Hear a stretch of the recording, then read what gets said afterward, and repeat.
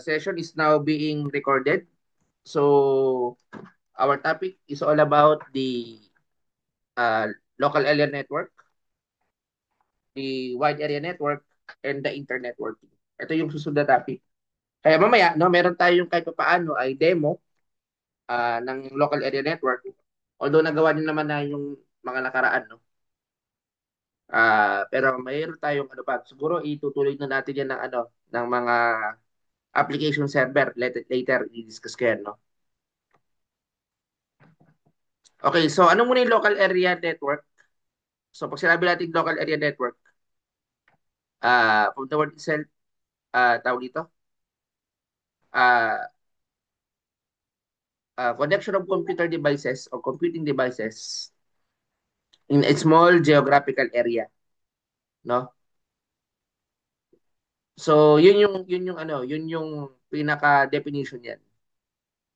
Connection of computing devices in a small geographical area within a common organization. So pwede ang LAN ay point to point, tandaan niyo, no? Peer to peer or peer to peer, no? Parang ganun. Pero yung point to multi-point, di ba? So, kumbaga sa ano, ito yung example ng LAN, no? Pag nilagyan mo ito ng ano, ng IP address, halimbawa 192.168.1.10. Okay. Then /24 for example. I will also discussing yung mga yan, no?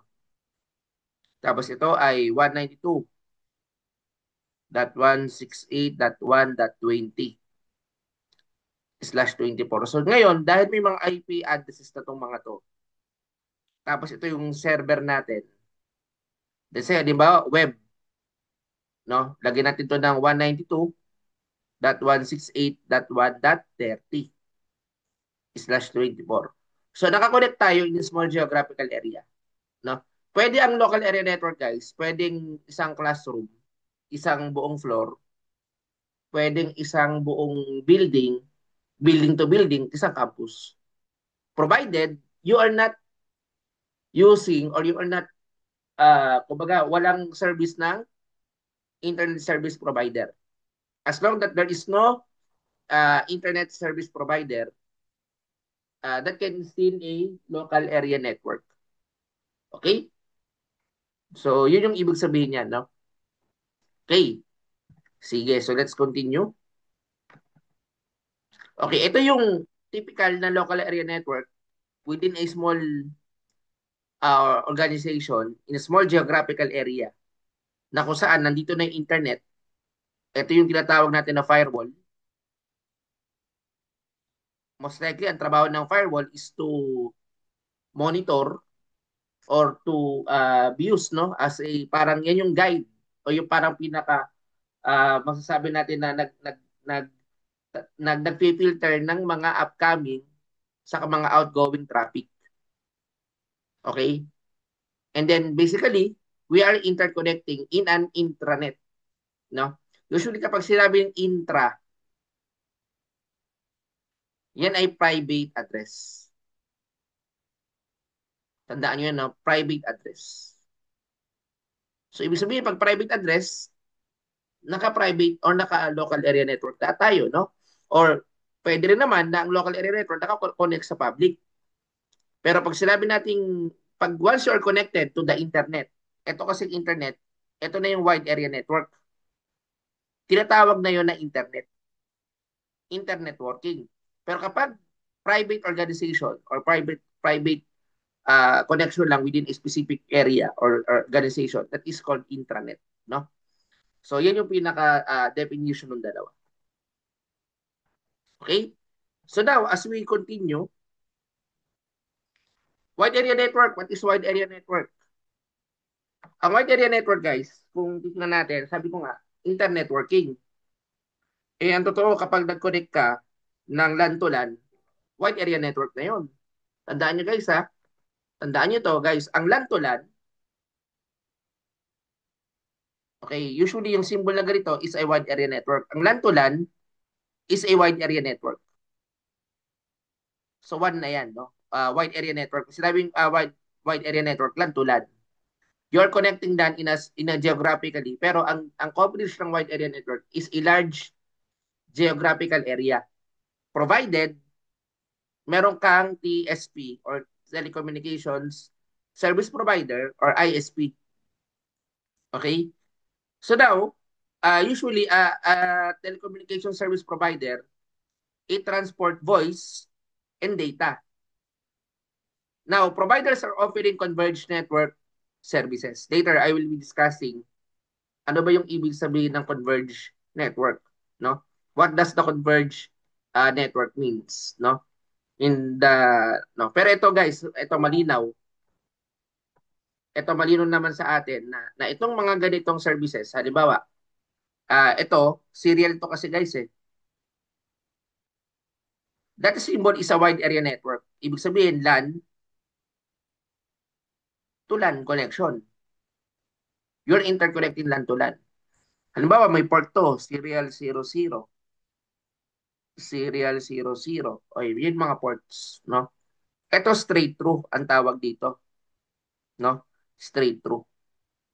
Yan ay isang example ba UTP, unshielded twisted pair. Kaya nga sa laboratory natin, mayroon tayong practical exam na padadalhin ko kayo actual ng uh, straight through at crossover. I-discuss ko yan separately. No, meron tayong discussion yan. Kasi ginagamit yan sa local area network, sa LAN, no? So mga straight through to. Okay? Anyway, yan ay mababalikan pa natin sa mga susunod na discussion. Okay, ito yung internet working. So tandaan nyo, ang wide area network, as long as you have the internet service provider, ito yung pinaka-globe mo or PLDT mo.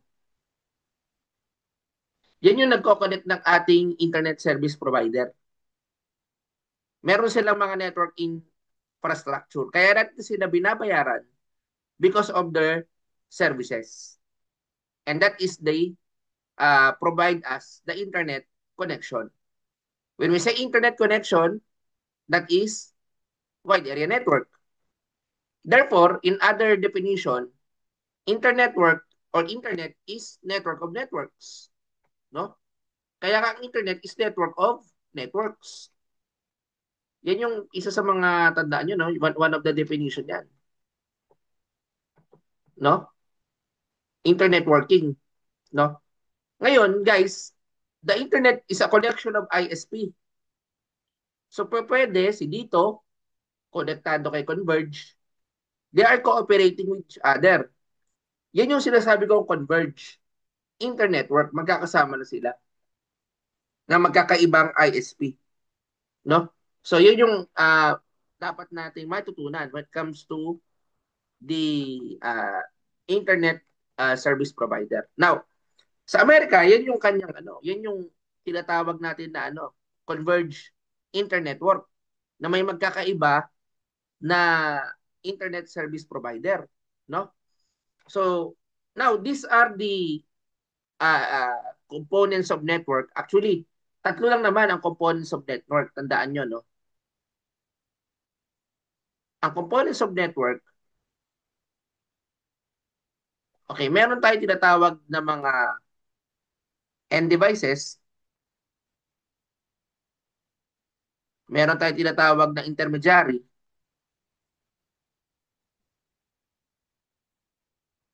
okay? Then meron tayo tinatawag na media. Minsan, sinasama na natin yung services. Okay, ano ba yung mga end devices? Yung mga end devices, ito yung mga host. O paano natin malalaman? Dito, ito example to ng end device. This is also an example of an end device. Yan ay yung mga example ng mga end device. Di ba? So basically, yung mga yan ay mga host. Mga host to. No? Now, ito naman tinatawag na intermediary. From the word itself, intermediary, interconnecting computers. As well, ito rin ay intermediary. As well as the LAN hub, which is the intermediary. Server, ang server guys, no? It can be a host, no? Pwede intermediary, pero pwede din naman natin sabihin na ito ay end device, no? Okay, ngayon ito, itong firewall, pwedeng intermediary, yan, as well as the wireless access point, as well as the router. Ito, syempre, media. Ito, guys, that is example of a WAN.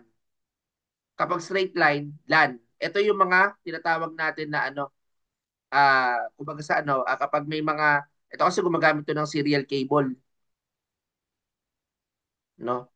So, ito naman, meron tayong tinatawag na UTP. Saka may tinatawag din na STP. Pag sinabing UTP, unshielded twisted pair. Okay, kapag STP, shielded twisted pair. No, ito naman is example of an radio frequency or electromagnetic wave.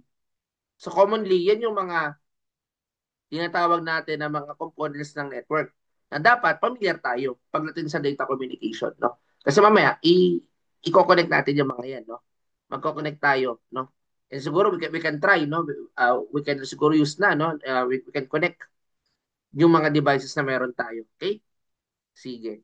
So let's try to connect to ano, no?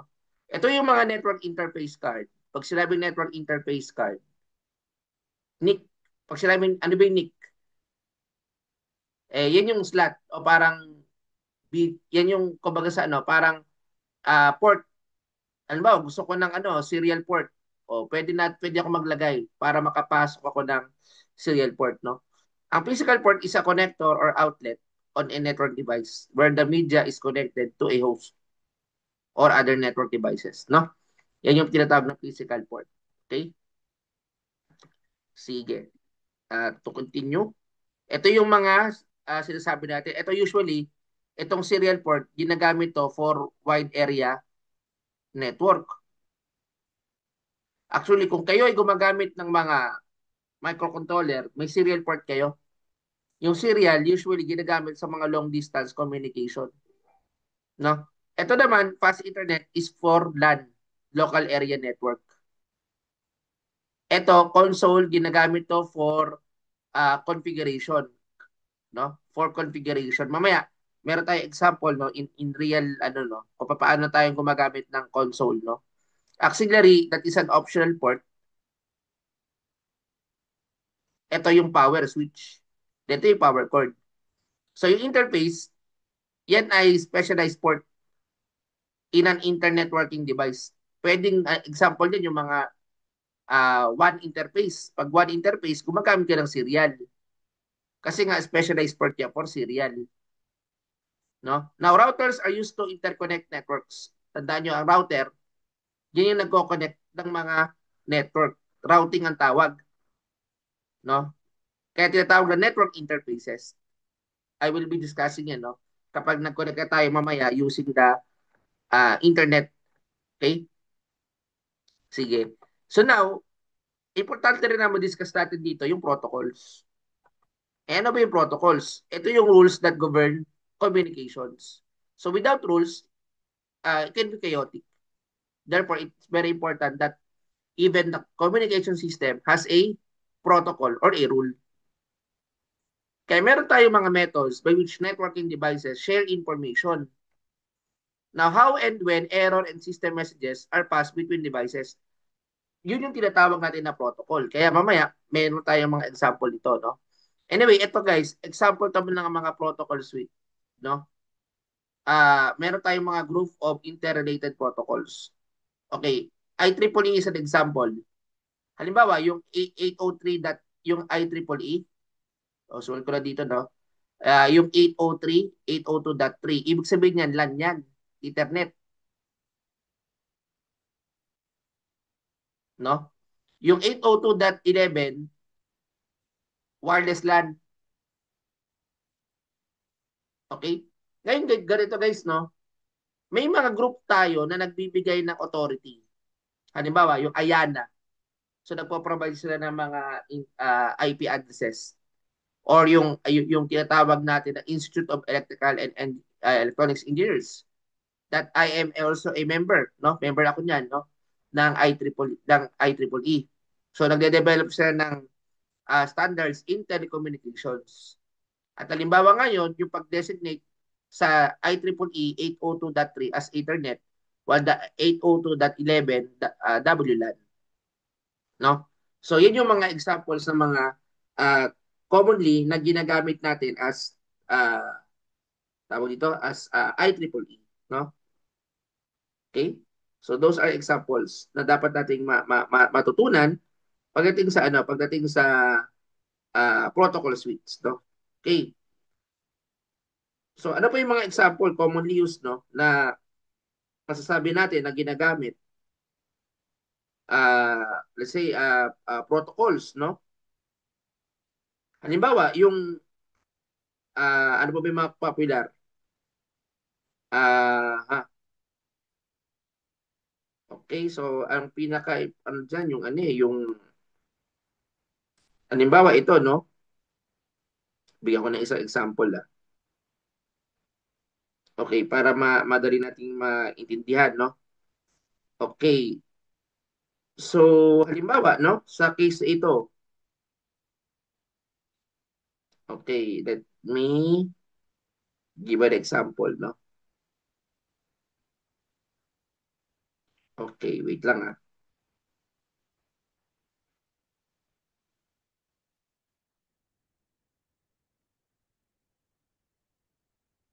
Okay, halimbawa ay Bluetooth.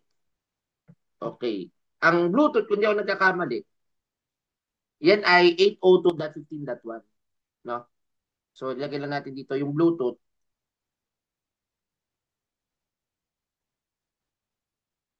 Yan ay IEEE 802.15.1. Although yan ay originally standardized under .15, no?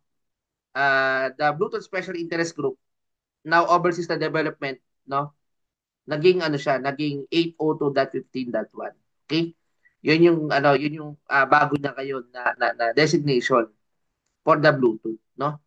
So, kasi kaya dapat pamilyar tayo dun sa mga yun eh. Yung mga IEEE protocols eh. Ano ba yung mga IEEE protocols, no?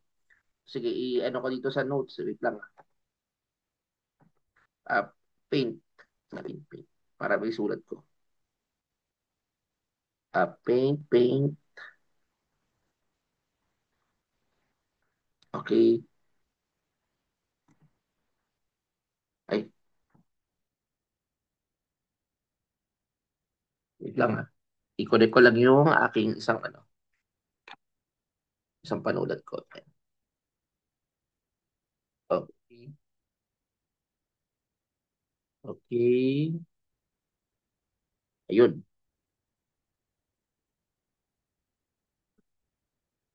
Let's connect here. Okay, I think kita naman, no? Halimbawa, ito, no? Bibigay ko kayo ng mga example sa mga protocol na dapat, kasi ECE tayo. Kung ECE tayo or kahit hindi ECE, what if, di ba, magkaroon tayo ng pagkakataon, no? Makita ito. Yung mga, since technology tayo, IT, CPE, CS, dapat familiar dito. Lalo sa mga electronics engineering or computer engineering din, no? Halimbawa, ito, no? 15.1, usually Bluetooth.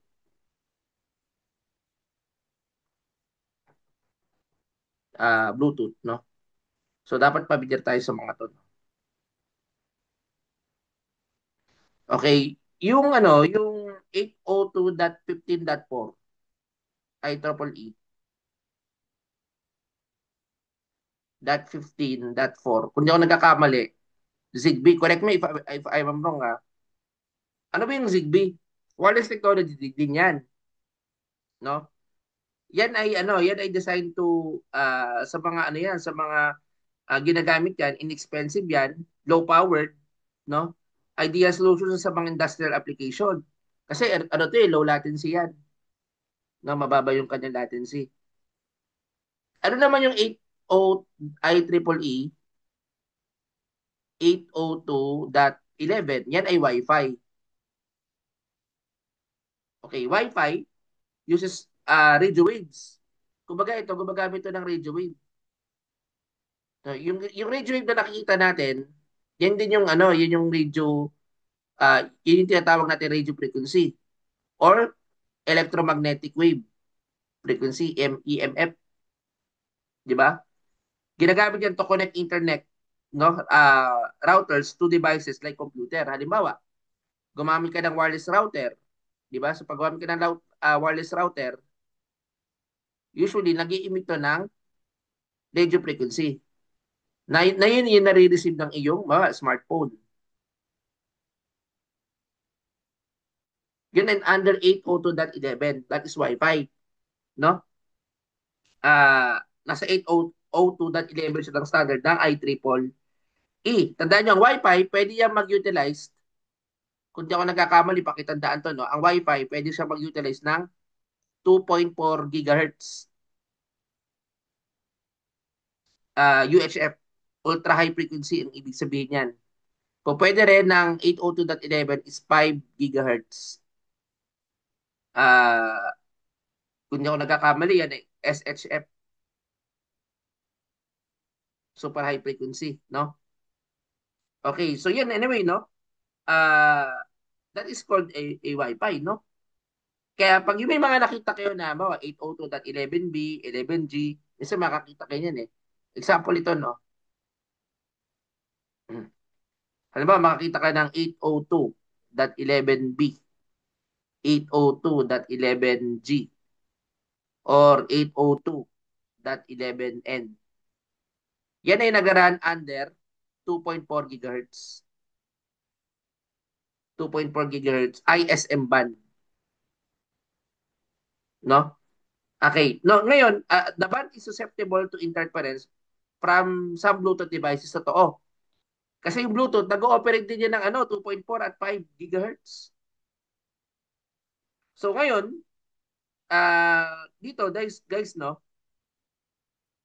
minsan may mga ina-allow tayo diyan, no, na kumbaga sa ano, kung i-compare mo, no, yung Bluetooth, alam ba, yung BLE na tinatawag na low energy, yan ay nagka-transfer din ng data over short distances. Okay, so usually pag gusto mo i-connect yung phone, tablet, gumagamit ng Bluetooth din po pwede. Ginagamit sa mga speaker system, yung tinatawag na 802.15.1, yung Bluetooth, o tinatawag na Bluetooth Low Energy ang tawag dyan, no? Ginagamit sa mga speaker system, no? Na hindi mo na kailangan ng wired, but you can still connect. Okay? So yun, no? Usually gumagamit siya ng mga UHF wave. Pag gagamit ka ng UHF, pag data transfer, kailangan mo kasi mataas sa frequency. Pag mag-data transfer ka, halimbawa, mag-data transfer ka, usually nasa UHF ka. No? Okay, so yun, yan yung specific natin na although mali-discuss pa natin. Ano pa, 802.16 WiMAX yan kung di ako nagkakamali. So dapat familiar tayo dito sa mga to, no? Ang IEEE 802.16, yan ay WiMAX. No? Yan ay worldwide. Tandaan niyo, ang WiMAX is world wide. I is interoperability. Interoperability for microwave access.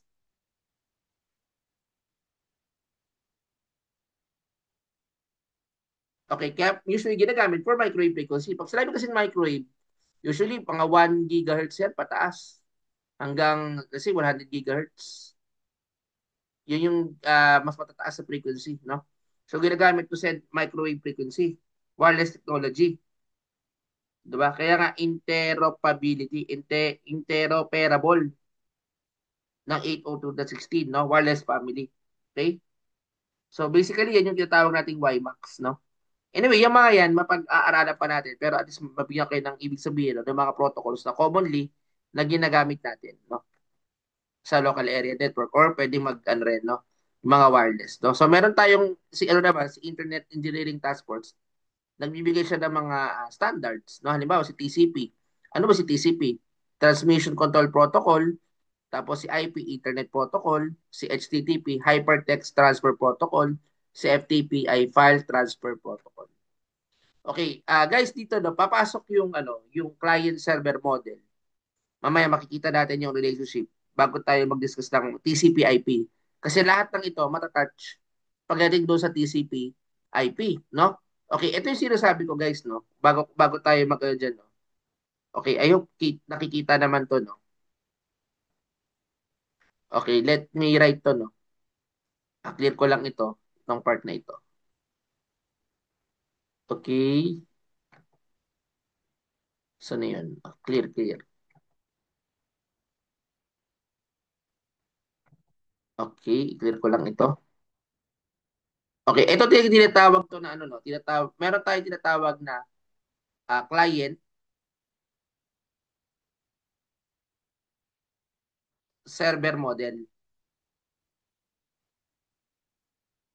O, ano bang ibig sabihin nito? Usually si client magre-request. O, dito ko nilagay para kita. Magre-request. Para madaling matandaan, no? Yung pinaka-purpose ng client. Ito yung tinatawag natin client. End user. Magre-request siya. Ano ba yung re-request niya dito kay server? Okay. Kaya ito ay client server model. Ito si server. Usually, ang i-request niya dito, services. Kaya nga pang-apat, kung tatlo lang yan, network devices na yon. Tapos media, services. Example ng services ay HTTP, Hypertext Transfer Protocol. Ang pinaproduce ito, web. Ano pa? DHCP. Ito yung automatic IP. DNS. Ang pinaproduce, ang sinasabi ito, domain name. Okay, basically, yun yung ibig sabihin niyan, no? Yung mga DNS. Now, ito naman guys, no? Since yun yung example, no? Magre-request si client. Ang trabaho naman ng server is to what? Response from the client request. Kaya doon sa model na yon, nagkakaroon tayo ng apat na layer. Dito na papasok yung tinatawag natin na TCP/IP. So, i-discuss natin, ano ba itong TCP/IP? Ito yung guys, no? Ipag sabing TCP/IP, ayan. Si server mo, ayan, kuwari nag-request si client, Hypertext Transfer Protocol. Ang ibig sabihin nito, web, ang web services. Ngayon, kapag na-response siya, basically, magta-transfer niya to segmentation. Nandito yung tinatawag natin na segmentation. Pag sinabi natin segmentation, guys, sa pag sinabi natin segmentation, yung mga task will be divided or subdivide or para ibabalik sila doon sa original, no? Kumbaga parang yung mga task mo, iaano mo, isa-subdivide mo. Ito naman yung tinatawag natin na pang network layer, logical, or tinatawag natin na network. And then this is the LAN, or under the layer 2, or Ethernet. Basically, yan yung process, no?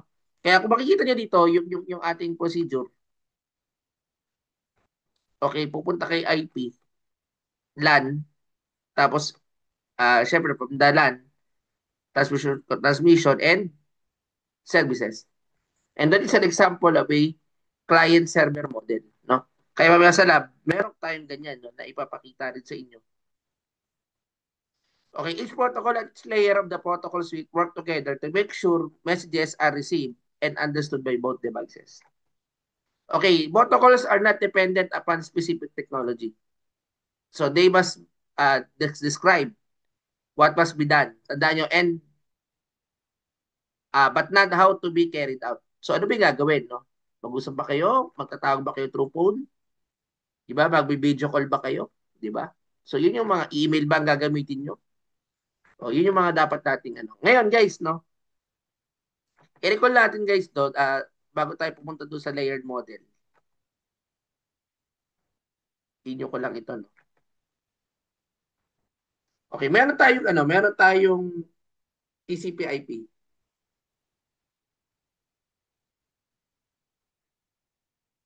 Okay, sa TCP/IP, meron tayong, sabi nga, meron tayong network access.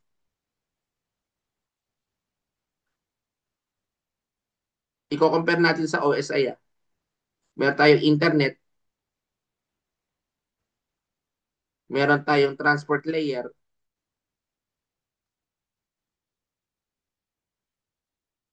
then meron tayong application layer.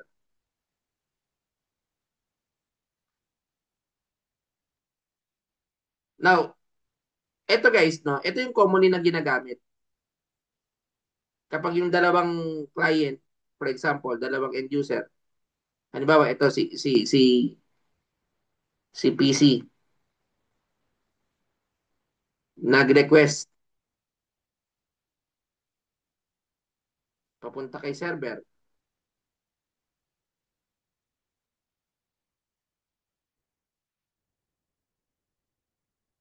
Tapos si server naman magre-response from the client request. Di ba? So ngayon, sa ginagawa na yan na client-server interaction, nahahati yan sa apat na layer. No? Ngayon, may corresponding siya na reference model. Kaya pag sinabing reference, parang for experimental, no? Nagkaroon tayo ng open OSI, Open System Interconnection. Nahati sa pito, meron physical,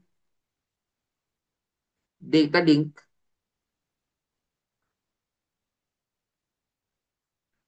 transport, session, presentation,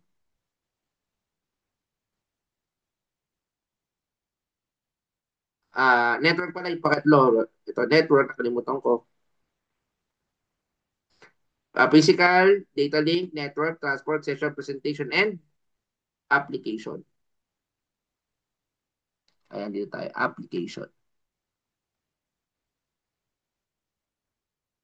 Kung titignan mo yung counterpart niya, ito, yung network access ito.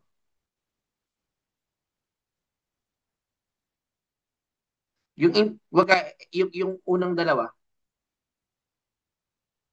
under ng network access. No? Pero itong si internet layer, ang counterpart ito, yung network layer. Di ba? So, kumbaga sa ano, 1 and 2 to. Ito yung 3. Ito yung 4, transport. Okay, so transport. Ito yung mga counterpart. Na pagdating kami session, tatlo to. Kumbaga sa ano, 5 to 6, 7. Kaya ang gagawin natin dito, okay, meron ka ditong session, presentation, application. Okay, so meron kang 5, 6, and 7. Okay, so basically, yan yung comparison ng TCP/IP sa OSI. Tandaan yung OSI, reference model. Kumbaga sa ano, yan yung ginagamit natin kapag meron tayo sinusubukang bagong ano. Kasi reference, nire-refer lang, no? Although in reality, gumagamit tayo ng TCP/IP. Now, as we continue, no, doon sa ating discussion, wait lang, ah.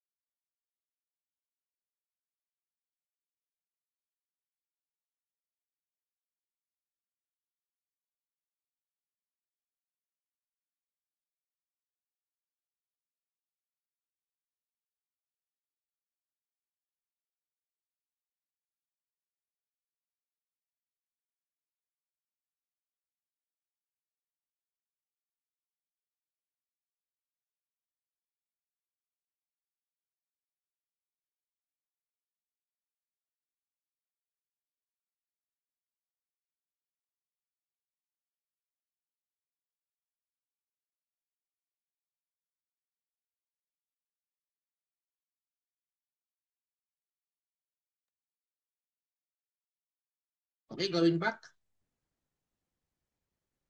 Ano ba? Narinig na ako ulit, no? Pakitthumbs up nga ako, narinig ako. Dinig naman. Okay, so ngayon, dito tayo sa layered models. Ano ba yung layered models, guys? Pag sinabing layered models, this is more related, no, to OSI and TCP/IP. So ito guys yung ano, comparison. Ito yung sinasabi ko kanina. Ito yung tinatawag natin na physical layer, data link. Under yan na network access. Ano yung mga protocols behind, no? Yung physical, nandyan yung protocols nung, ano ba tong mga fiber optic, copper twisted pair wireless. Yan yung mga media. Kung nare-record nyo guys, balik tayo dito, no? I-ano ko lang ito. Kung nare-record nyo lang guys, tatlo yung klase ng media natin. Tatlong klase yung media natin. May tinatawag tayo na electricals, no? Meron din, o yung tinatawag natin na copper, rather, copper na lang, mas maganda. Ay, wait lang. Yeah, i-exit ko lang ito.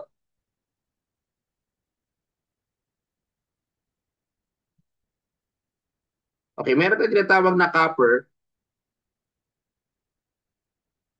May tinatawag tayo na tawag dito, radio wave or radio frequency or RF. May tinatawag tayo na optical fiber. Ano ba yung pagkakaiba nitong tatlo? Kasi ito, under to ng ano ng physical layer sa OSI. Kumbaga sa OSI, lahat ng ito ay nasa physical layer. Pag sinabi kasi physical layer, guys, lahat ng mga mechanical or peripheral devices, kasama na yung mga means of media under physical layer. Ang copper, electrical signal or electric pulses. Example nito, coaxial cable. Meron kayo dito sa COM3 nyo ata o COM4 or COM3, tama, coaxial cable, parallel lines. Okay? Kasama din yung tinatawag natin na ano, shielded twisted pair.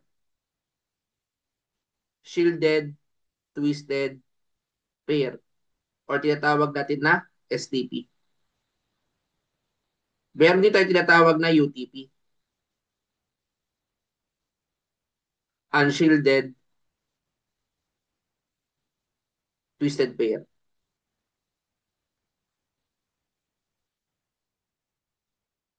Or tinatawag natin na UTP. No? Ano ba kaibahan nyo guys, no? Mga yan, no? Ito kasi ginagamit to sa ano, datacom. Mas malaki ang capacity nitong mga twisted pair, no? Kasi nga, ang twisted pair, parang ganito yung tsura niyan. Kumbaga sa ano, nakatwist. Meron kang dalawang ano, parang electrical current, nakatwist. Bakit nakatwist? Kasi yan ay immunity. Nagiging mas immune siya sa mga crosstalk. Kaya the more na mas twist, the more na mas immune. Kaya tinatwist. Kaya mas maganda yung kanyang ano, mas maganda yung kanyang kumbaga yung kanyang noise immunity pag compare to the coaxial and parallel. Pero alin sa dalawa ang mas immune? Mas immune si shielded. But why shielded is not used?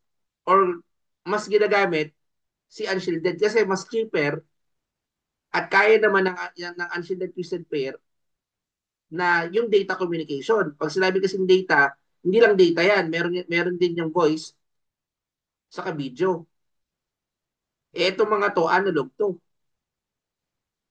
Ito namang data, digital. Di ba?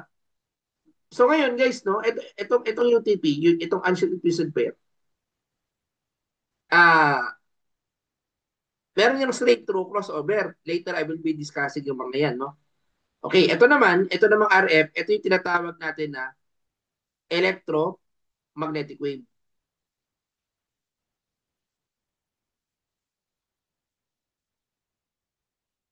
electromagnetic wave. Okay, no? Or EMF. Okay. Pag sinabing EMF, electromagnetic frequency. Wireless. Wireless.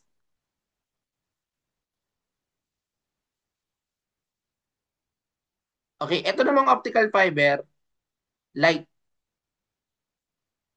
pulses of light. Okay, pag sinabing pulses of light, anong ibig sabihin ng pulses of light? Pag sinabing pulses of light, optical fiber, kumbaga ano yan, yan yung ginagamit natin. Kasi ito, example ito example ng LED. Ano ba yung LED? Light emitting diode. Explain ko nga ng konti, no? Paano ba nangyayari, no, yung tinatawag natin na ano na optical system o optical ano no, yung optical transmission. Paano ba nangyayari yung optical transmission and yung tinatawag natin na reception o yung pag-receive, no? O yung tinatawag na pagtanggap, no, ng light, no? So paano ba yung kanyang ano? Paano ba yung kanyang ano bang involved, no? Usually pag sinabi nating optical transmission, ito guys pag optical transmission, kasi di-discuss ko to ng ano detalyado kasi mahalaga na alam natin to. Kino-convert mo yung electrical signal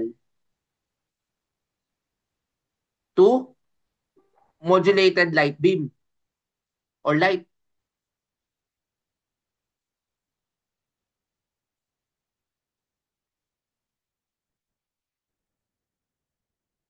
Okay. So ito ginagamit for transmission.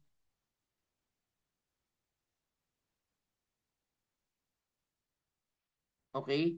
Ginagamit for transmission through a fiber optic cable. So ibig sabihin ito, gagamit ka ng ano, gagamit ka dito ng optical fiber,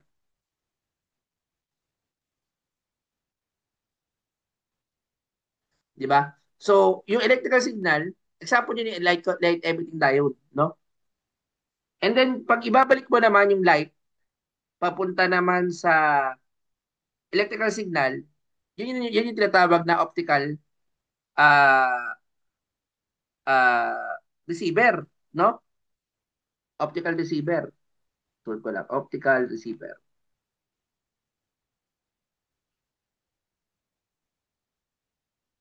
So ito naman from light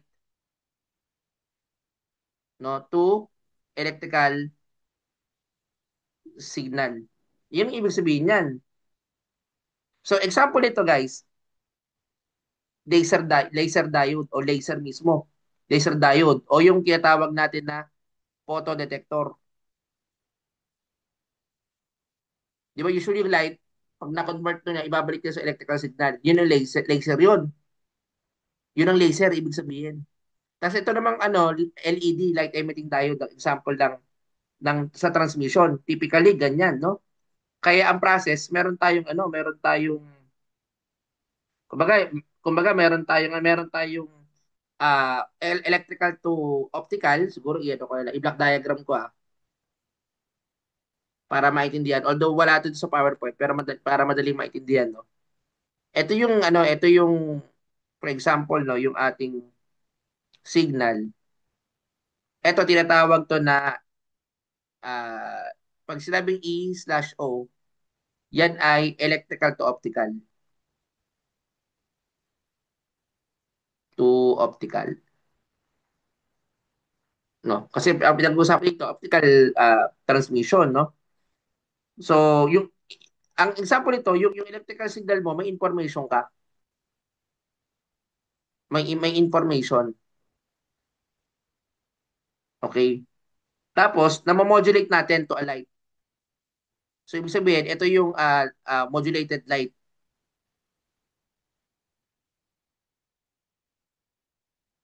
So, liwanag na yan. No? Okay? Now, ngayon guys, no? Kumbaga sa ano, ang gagawin natin dito, meron kumbaga may process yan na ano na dadaan yan ng ah, light generation and modulation, no? Kumbaga typically, kung titingnan natin yung kanyang diagram, no? So kumbaga sa ano, bago siya ma-process, no? Ah, kumbaga bago siya ma-convert, ganito yung nangyayari. Typically, okay. So meron tayong example ito, yung ano, yung ngayon, light emitting diode.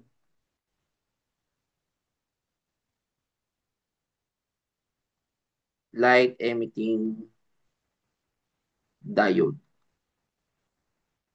Tapos ito naman yung halimbawa, no? Yung tinatawag natin na ano. Kasi ang pinag-uusapan natin is fiber optic. Kumbaga halimbawa, no? Ito mas maganda siguro example. Ah, yung typical, no? Yung typical na ginagamit natin. Okay. Wait lang yan. Ay, nawala. Yan. So ngayon, di ba, optical yan. Tapos ito, babalik ka sa optical to ano. Ah, optical to electrical. Kumbaga, ito yung laser. Photo, ano, no? Photoelectric diode. Or other terms, para mas madaling maintindihan, i-clear ko lang ito. Halimbawa, ang data mo naman is digital. No? Okay, i-ano ko lang ito.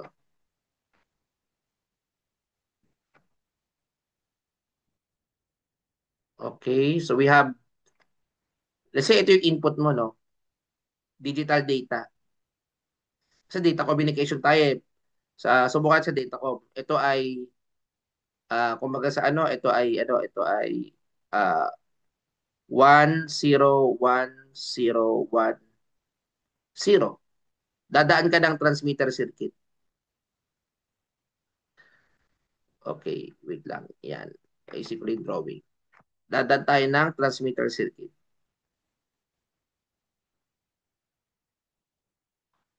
Okay, so dahil ito ay transmitter, modulation ang nangyayari.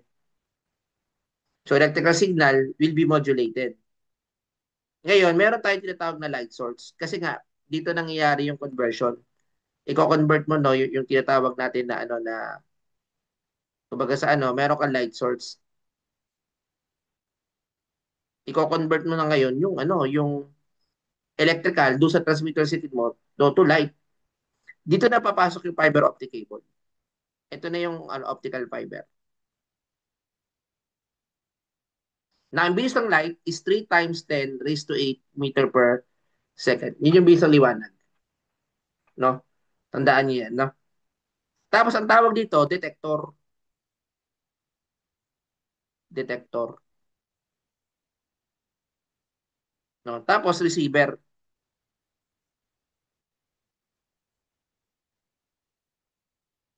O may receiver ka dito.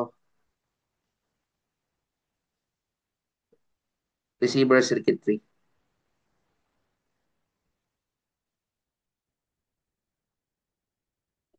Circuitry. Tapos syempre, ano na yung marireceive mo? Usually, ang marireceive mo dyan, babalik ka doon sa ano,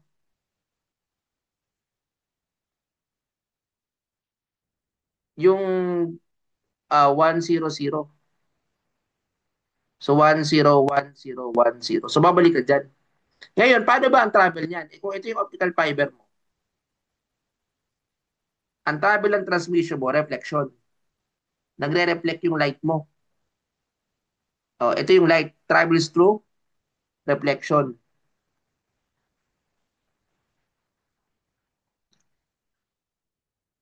Okay, nagre-reflect, no? Hindi dapat siya dumikit doon sa tinatawag na at tawag doon skin effect. Yes, may tanong? May question ba?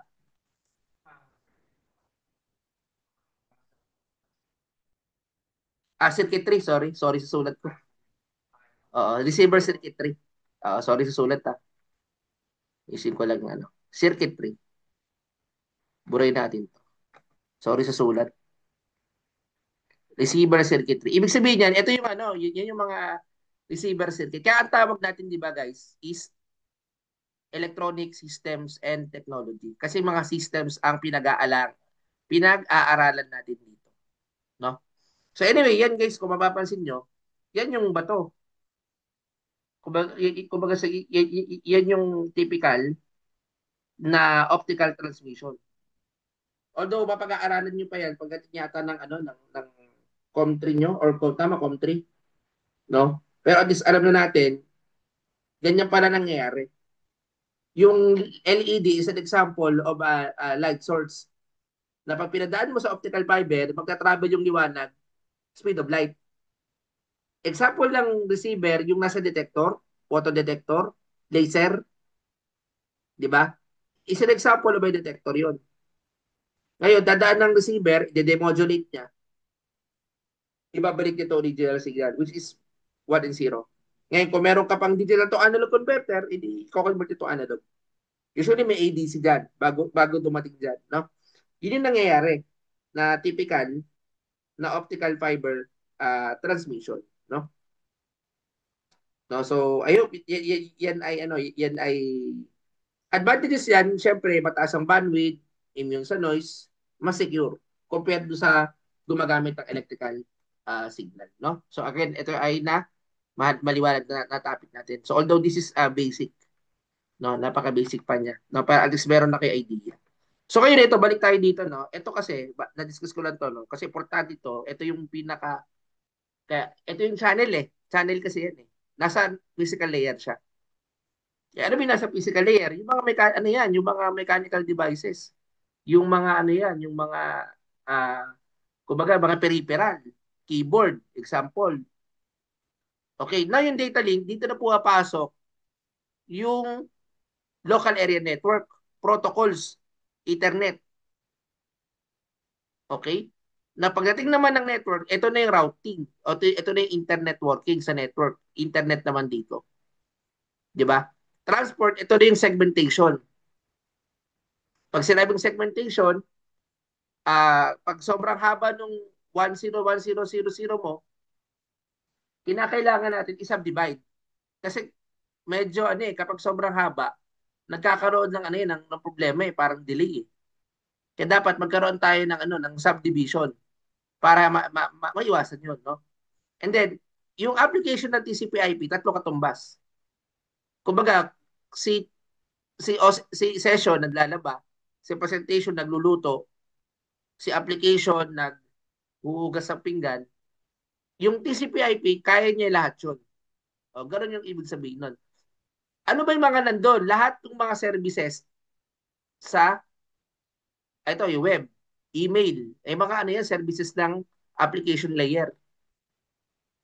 Kaya later, magde-demo ako, papakita ko sa inyo yung application layer, no? Yung client server model, no? Sige, so let's continue pa.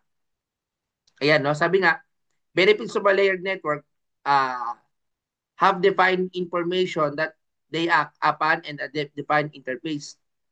Fosters competition, yes, no? Kasi ganito, sa mga vendor, halimbawa si Huawei, pwede siyang gumamit ng ano, TCP/IP. Yung iba gumagamit ng OSI. So, depende, no? Nagkakaroon ng competition. Although si OSI, reference. No?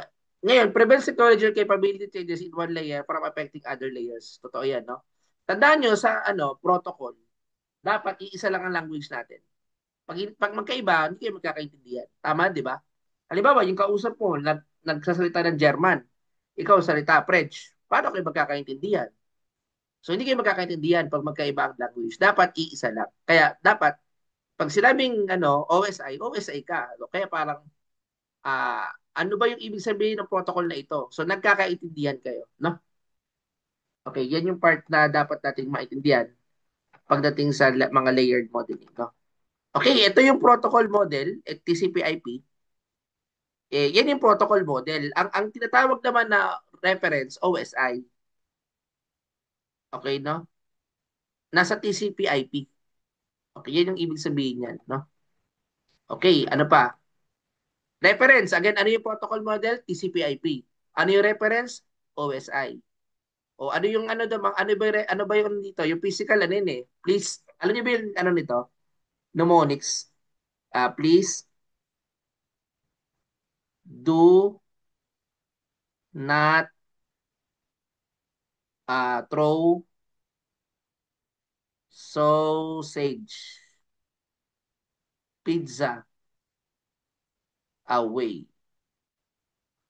Oh, yan yung isa sa mga mnemonics para madali yung maintindihan, no? Yung pagkakasunod-sunod ng OSI. Pero again, pag sinabi nating OSI, reference. Kumbaga pang guide or parang yan yung pwede mong gawin muna bago mo gamitin yung mismong protocol model, no? Okay? Yung protocol kasi is the TCP/IP or Transmission Control Protocol, no? Okay, guys, no, ang OSI is Open Standard Interconnection. Tandaan yun. Anyway, ito, i-recall natin sa network access ng TCP/IP controls the hardware devices. Nandyan yung mga end devices. Nandyan yung media. Nandyan yung mga peripheral devices. Usually, dito, dahil ito ay may mga hardware tayo, ano ba yung mga kasama sa hardware? Ano ba, ADC, DAC. Eh, di ba mga bits yan? Pag sinabing bits, 1 or 0. Ano ba yung 1 or 0? Yan yung binary. Yan yung language ng computer. No? Kaya usually sa network access, sa network access, although ito dalawang klase yan, may tinatawag tayo na data link saka physical, 'di ba sa OSI? Itong physical yung bits, data link yung frames. Later makukuha natin 'yan, no? Sa internet naman, sabi, determine the best path. Sino anong device nag-determine ng best path? Si router. Si router kasi nagsisend ng packets. Ano ba yung packets? Kasama yan sa datagram protocol. Ano ba yung mga datagram protocol unit? Meron kang bits, frames. Ito yung arrangement, packets. No? Itong bits sa physical layer yan. Itong frames sa data link. Itong packets sa network. O, sino ba usually nagsisend ng packet? Si router. Sino nagsisend ng frame? Usually mga switches. O, yan yung commonly na ginagamit natin. No? Ah, sa internet, no, si router nagsisend ng packet. No, si transport, ang tawag naman dito, segment. Guys, kasi meron tayong tinatawag na segmentation eh. Ano ba yung segmentation? Okay, ang segmentation kasi kapag medyo mahaba-haba, kasi halimbawa, 10100001000, mahaba yung yung string. So kinakailangan i-subdivide. I-subdivide mo to manageable tasks. That is called segmentation, no? So dapat matandaan natin yung mga prosesong yun. Pagkatapos, ito naman si application. Ito na yung end user application. Ito na yung halimbawa pag magbubukas ka ng smartphone mo, pupunta ka sa website, o yun yung application layer. Graphical user interface. Yan na yung GUI mo. Yan na yung mga API o yung mga parang application na nabubuksan mo. Okay? So basically, yan yung TCP/IP, no? Na dapat nating maintindihan, no? Sa part na yan. Okay, ano pa? Okay, ito si Internet Engineering Task Force, yung mga governing body yan. Again, ito guys, so, recall natin, TCP/IP. Si application sa server, nagkikreate ng data. Kung web server yan, ang nakikreate niya, web services, HTTP. Di ba? Hypertext Transfer Protocol or mga web services. No? Okay. Ito naman, ito yung sinasabi ko, no, guys, no? Segmentation, encapsulation. Okay? Yan ay under the transport layer. Now, yung segmentation na yung process na yun, Kapag sinasubdivide mo na siya, ini-encapsulate mo siya from the server. Ini-encapsulate mo. Okay? Ngayon, para maging packets, bago mo siya ma-send, maging frame at maging bits and dadaan sa media. Okay, so pag dumaan sa media, ayan, segmentation. Na-segmentation na yan, no? At na-encapsulate na. Marireceive ng media, de-encapsulate, reassemble, pass data to application. Yan yung check mo na sa workstation. Check mo na yung workstation kasi ito yung smartphone o ito yung laptop. Bubuksan ka ng nagbukas ka ng ng website. O yan yung ibig sabihin ng kumbaga ito yung communication process, no? Kumbaga sa client server model. Sa client server model. Okay? Sige, next. Okay guys, tinan niyo to, no? Ito yung sinasabi ko na segmentation and encapsulation. Kung nare-recall nyo, ito, i-recall lang natin, no? Ito kasi si application, nag-create ng data to. Wait lang, ah.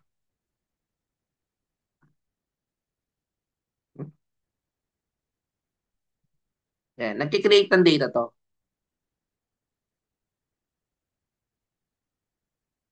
Na halimbawa, ang ano yung mga nakikreate niya, pwedeng web services, HTTP, HTML, ayun, mga website, no? Tapos ito, pag na-create na yan, mag-segmentation ka. Pero laging may encapsulation. Kumbaga, pag sinabing segmentation, encapsulation, dinidivide mo in a task, manageable. Bago pumasok ng internet, na kung saan dito sa internet, yan yung packets, from segment packets. No? Then, kung titignan natin mabuti pa, kasi continue, no? Example, email, yan, o web, o data. Guys, i-clear ano natin to, no? Mapapansin nyo, guys, no? Ito, natanggal yung dalawang data, no? Header, tapos, meron pang header. O, yun yung frames na tinatawag, yung mga header and trailer. Pero data lang naman talaga itatransmit mo. From the email, na segmentation ka, ito yung mahaba, tapos na-encapsulate, nung yung segment encapsulate mo, no? Ah, nagkaroon ng header and data, tapos hanggang data na lang natanggal, no? Tapos header trailer ulit. Yan na yung isa-send mo doon sa kable, no? Na naka-encapsulate. Ayan yun sinasabi. Ito yung, yung napapadala. Di ba? Yan yung napapadala natin from the server. Kumbaga sa from the server, ah, kumbaga from the server, di ba?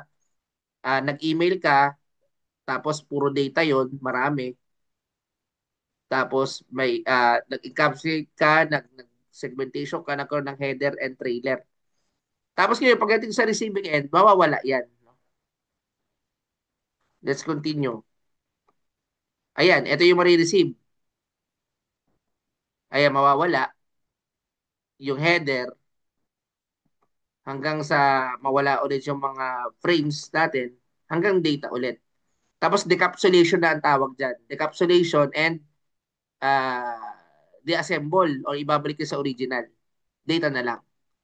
Email. Babalik yung email. So that is an example of a protocol uh, kumbaga sa yan yung protocol data unit and encapsulation, no? Okay, so protocol data unit, tandaan nyo, data, yan yung character or data mismo. Segment, packets, frame. Sige, ano yung tanong guys? Sige, ano yung question?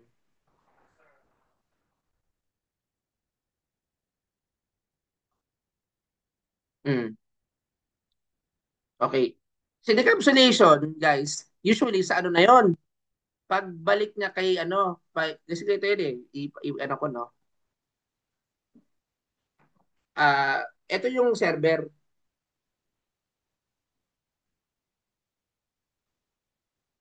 Ito si server.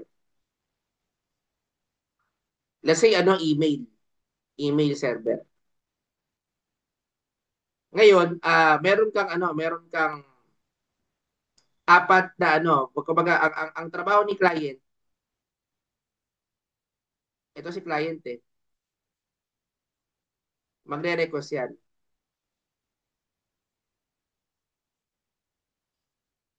Okay, magre-request yan ng services. Okay, halimbawa sa pagkakataong ito, ang na-request natin email. Ngayon, yung pag-response, ito na, yung bago, paano na response sa email? Ito din na pag-response niya. No?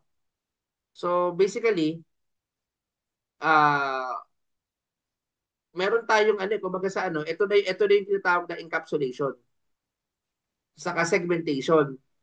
Kumbaga, kung ito yung data 1010 kasi ito yung ano, ito yung header mo.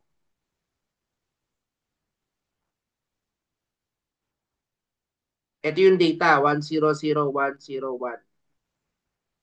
Okay, ito yung data. Ito yung information mismo. Ito yung tinatawag na trader.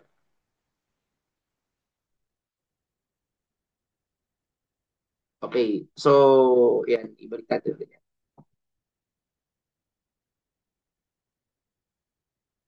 1010 trailer.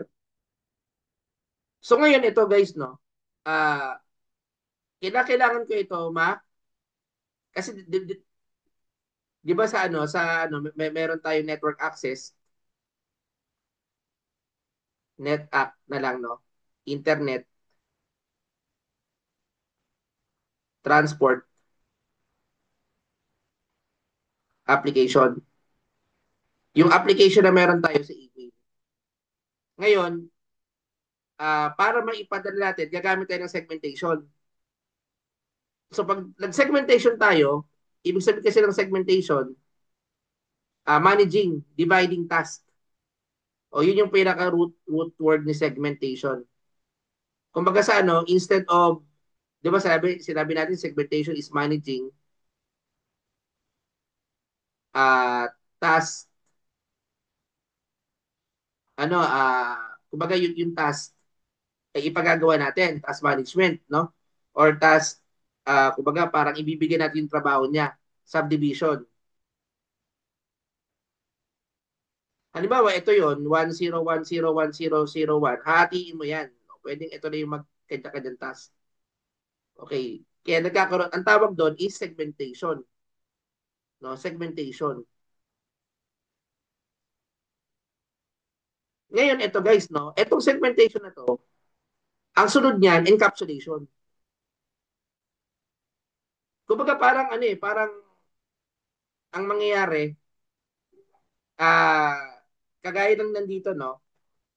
Saan na yung PowerPoint natin yan? Ay, ulitin natin dito Pakita ko yung ano yung kaninang ano, yung tanong kanina. Ang tanong, paano ba nangyari yung decapsulation? Unahin ko muna, ano nga ba yung encapsulation? Tira nyo to guys. O, application, email. Eh, yan, imagine yan guys, yung email na yan, maraming data yan. So, mag-segmentation ka.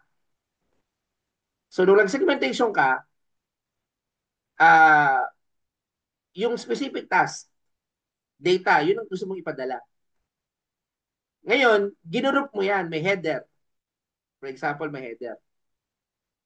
O, yan, encapsulation yan, kumbaga segmentation, ito, yung ginawa natin, no? Segmentation mo, tapos, kumbaga sa ano, dahil in-encapsulate mo siya, ayan, no?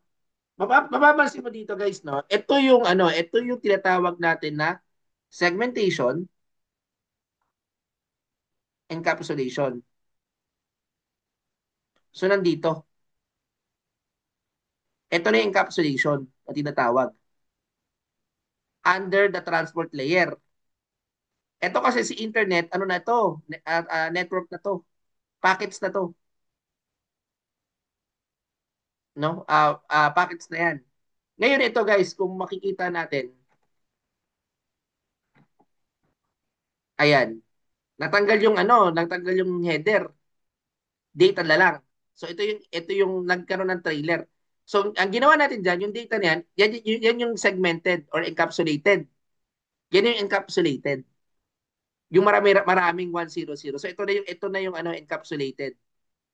Kaya ang tawag segmentation encapsulation. So yung tawag dito sa data na to is segmented and encapsulated. Ngayon, yung tanong mo kanina, ano yung decapsulation? Yung decapsulation, pag babalik ka sa original para maging ano, ganito na ilalabas diyan. Okay, paano siya ma-decapsulate? O, ito na yung decapsulate diyan. O, decapsulate. O, ito na yung decapsulate. O, kaya decapsulation yan eh. O, tatanggalin mo yan. O, tatanggalin mo na siya, data na lang. Pero i-reassemble mo.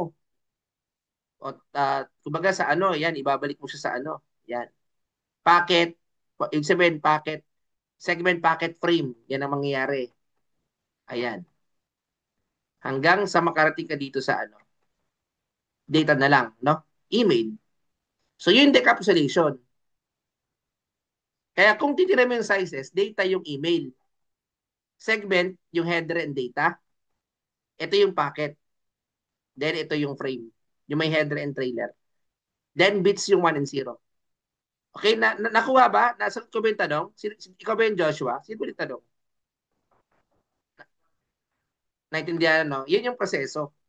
Okay, ngayon guys, no, magde-demo ako using a packet tracer. Ito yung last na ano natin. Ito yung may kinalaman sa activity to nyo. Although recorded naman to, pero ide-demo ko to live. Pero may recorded video to. Kasi ang laboratory activity nyo, may kinalaman dito. Application. Although naka-upload na yun eh. Pwede nyo lang panoorin ulit. Ang title yun is application layer. Pero ide-demo ko siya. Kasi dito, ipapakita ko lang dito yung tinatawag natin na ano, na client server model. Basic lang muna ipapakita ko, no? Kasi nandoon sa kabilang video yung ano, yung mas detalyado, no? Pero sige, ito guys, no? Tingnan niyo ito mabuti, no? Kukuha ako ng PC. Saan na ba yun? PC. Aha. Ito yung PC natin. Isa pang PC. Then switch. Kuha tayo ng switch. Okay, and then, syempre, no? Kapag magkakabit ka ng mano-mano, straight through kasi ito, pass Ethernet, punta ka ng port 1. Then ito rin, pass Ethernet. Pag kidlat, yan, yung may lightning, automatic yan. Ngayon lalagyan natin na IP. So, although, ano may separate topic tayo. Yun yung susunod kong topic pag face-to-face IP addressing. Ito yung ano, no, 192 dot, ay, wait lang. Yan ako lang yung topic, ano, yan. Okay. So, 192.168.1.10. So, ay, 6 Okay, so as is muna yan, no? Wala muna tayong gateway kasi hindi pa tayo local area network pa lang tayo. Okay, ganyan. So ito rin lalagay ko dito. Desktop 192 uh, dot 168 dot 1.20. Hindi pa pwedeng magkaiba. Ay, magkaparehas kasi unique ang IP addresses. Okay, ito yung tinatawag ng subnet mask. Maglalagay pa ako ng isang server. Okay, kapag maglalagay ako ng server, no? Magsisimula ako sa web server, no? Mm. So, maglagay tayo ng web. Okay, web server. Let's say, ang ating web server, no? www, ay, saka ko nalalagyan ng ano, ng website. Web server lang. Mm. Tapos, ito muna. Ikakabit ko to, no? So ngayon, lalagyan ko to ng IP. Let's say 192.168.1.30. So automatically, meron ka ng subnet mask, no? Ngayon guys, ganito, no? As you notice, no? Sa part na ito, ah pag pumunta ko ng server at pumunta ko ng services, nandito yung mga nasa application layer. Like HTTP, Hypertext Transfer Protocol. Actually, pwede nga ako mag-edit-edit dito. Halimbawa, hello, ECE, top 1. Isasave ko lang yan. Okay, yan, override.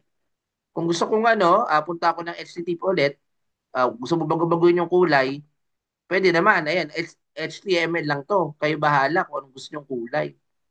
Halimbawa, ito, yellow. Mamaya may makita kayo yellow dyan. Tapos, isa-save mo lang ito. Okay, ngayon guys, no, dahil wala pa tayong domain name. Pero alam ko yung IP address. Pwede akong kumonek. Kaya, ibig sabihin guys, pag alam mo yung IP address ng isang site, kahit hindi mo i-type yung www dot ganyan, makakarating ka sa website. Tiro nito guys ha, pupunta ka na web browser, i-click ko yung 192.168.1.30. So makikita nyo, kukonek ako dun sa web page niya. Ito yung sinabi ko kanina, ECE top 1 word.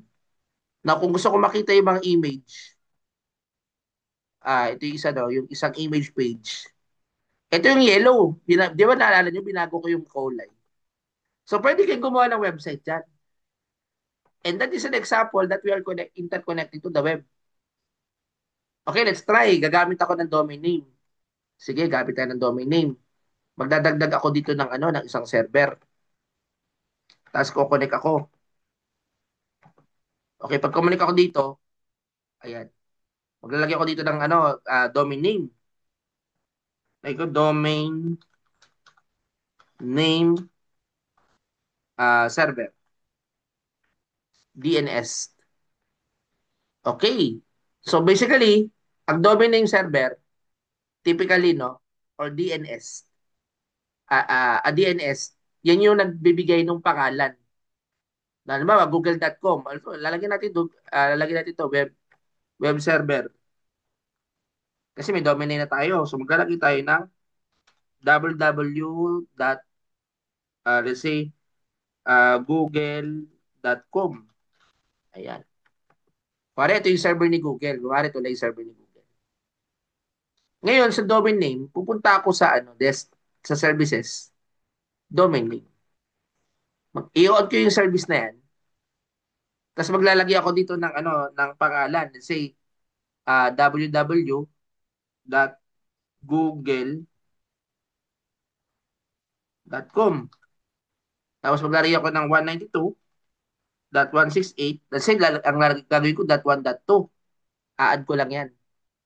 So, ibig sabihin, naka-register na ako. Save. No? Or, naka-save na ako. Now, ang gagawin ko naman dito guys, lalagyan ko yung mga PC ko kasi static tayo eh. Manual pa. Manual pa, no? Although may pag dynamic, automatic maglalagay yan. So, lalagay ko yung 192.168.1.2. Yan kasi yung ginamit ko. Ilalagay ko rin dito 192.168.1.2. Pero tandaan nyo, kailangan makonect to sa network. Desktop. Let's say ito, 192.168.1.40. Kasi connected sa network, kailangan makakonect sa network, no? So, hindi ko lalagyan itong mga to. Ngayon, check natin, meron na tong network. Ito rin. Pero tandaan nyo guys, ang niregister ko dito sa domain name ko ay uh, ang lalagay ko pala dito, sorry, yung address nung .30, sorry, .30 to. Yung address mismo ng google.com. Okay, i-save lang natin. Ayan. Okay, so, ayun, no? Check natin. So, ang ginawa ko ulit, punta ko ng domain name. Syempre dapat yung yung yung .30. Kung ano yung address ng Google, kung isa pa yon, magdadagdag ka pa ng isa pa. Mamaya papakita ko, no? Okay, so ngayon, meron akong .30, pero naglagay ako dito ng .2. Yan yung address ng ating DNS. So ngayon, kaso itong, ang gagawin ko pa dito is .40. Sorry, .40 dapat. Ayan. Kasi kung ano yung address ng DNS, yun ang lalagay ko dito. Okay, so that's check, no? Pupunta ako ng Google lang web browser. Initially, ito yung una. Okay, nakaka-connect ako using yung Direkta. Ayan, nakaka-connect ako. No? Pero try natin using www.google.com. Okay, naka-connect. Kapag pinindot mo to small page, easy tap 1. O ito rin, pwede na ako makakonect. Web browser, www.google.com. O, di ba? So, naka-connect. Kapag chinik mo yung website ko, ayan. Now, ano mo, gusto ko magdagdag ng isa pang website. Ano naman? Facebook. O, di magdagdag tayo, walang problema. O, so, pag magdadagdag, ganyan ang simulation nangyayari, no? Kung paano natin pinapakita yung application layer, no? Ito yung ito naman yung www.facebook. www.facebook.com. O, di ba? So, yan yung natin. Maglalagay ako ng bagong dito. Siyempre, kailangan may IP yan. Static pa lang tayo. Manual. O, .50. Okay, so dito guys, no, kung titinan nyo dito, no, kung pansin nyo dito, naglagay tayo sa kabila, sa google.com. Kung titinan mo yung kanyang desktop, no, yun yung nilagay natin. So ngayon, pero dito, magre-register tayo sa domain name. Kailangan i-register natin yon. Tandaan nyo, nilagay ko dito is sa facebook.com natin, 50. So dapat ma-register ko dito. Punta ko ng domain name, i-add ko yan. No? www.facebook.com. Ay, dito pala, sorry. www.facebook.com. Dito naman yung 192.168.1.50. Add. So, na-add na natin. Okay, ngayon, try natin i-connect Facebook. Okay, web browser. Dapat hindi ito yung kulay dilaw, no? Dapat yung normal to. .facebook.com. So, pag check ko ito mabuti, ito yung hello world lang. Well, di ba? Ito yung normal, yung walang dilaw. Ito yung normal na kulay blue lang. No? Pero kapag nilagay ko naman dito, for example, yung, tawag dito, ah, google.com, o i-X ko lang ito, yan, balik tayo dito, o www.google.com. So makikita nyo yung difference. Magkaibang website yan. O, di ba? So pag select mo ito, kulay dilaw. Pero pag ang nilagay ko naman dito is facebook.com.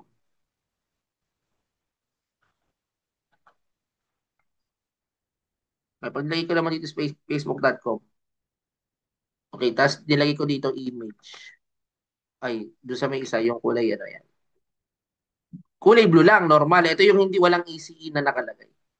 Okay, so question, yan yung gagawin niyo kasi yung activity niyo guys, activity 2 is more on domain name, may web, may email pa. Pero meron akong video, gusto ko panoorin nyo. Meron akong recorded video na doon tinuloy-tuloy ko na. Kasama na yung email, kasama na yung tinatawag natin na DHCP. Ano yung DHCP? Automatic na nagbibigay ng IP. Applicable yan kapag pumasok ko sa isang lugar, automatic nagkakaroon ka ng IP address. Pwedeng temporary, pwedeng permanent. Pero yan ay automatic. Dynamic naman kapag kung ako nagkakamali, kapag yung temporary. No? So yung manual, yun yung yun yung static. So take note of that. No? Kaya yung susunod na experiment nyo, isang buo yun. No? Gagawin nyo yun. Kaya ibibigay ko sa inyo yung link, panoorin nyo. No, pag may time kayo. Okay, so question. I think I can now i-close ito para mag-proceed tayo doon sa susunod na methods of research. Para doon tayo sa methods of research.